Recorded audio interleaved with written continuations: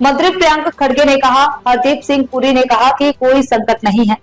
9 फरवरी को उन्होंने पार्लियामेंट में कहा कि किसी को घबराने की जरूरत नहीं है और सप्लाई अगस्त तक चलेगी। उन्होंने मार्च में 2 बार यह बात दोहराई। फिर आपने घरेलू सिलेंडर और कमर्शियल सिलेंडर के दाम क्यों बढ़ाए? उसके बाद आपने एसेंशियल सर्विसेज मेंटेनेंस एक्ट लगा दिया।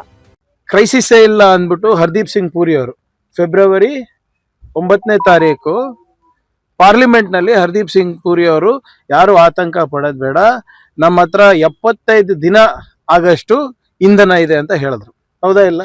ಅದಾದ್ಮೇಲೆ ಮಾರ್ಚ್ನಲ್ಲಿ ಕೂಡ 2 ಸರಿ ಪುನರುಚ್ಚರಿಸಿದ್ರು.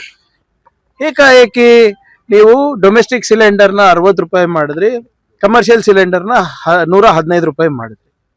ಅದಾದ್ಮೇಲೆ ಎಸೆನ್ಷಿಯಲ್ ಸರ್ವಿಸ್ ಮೇಂಟೆನೆನ್ಸ್ ಆಕ್ಟ್ ಅನ್ನ ಜಾರಿಗೆ ಮಾಡಿದ್ರಿ. ಈ ಎಸ್ಮಾ ಆಕ್ಟ್ ಯಾವಾಗ ಜಾರಿ ಆಗ್ತದೆ? ಯಾವಾಗ ಕ್ರೈಸಿಸ್ ಇರುತ್ತೆ. So what is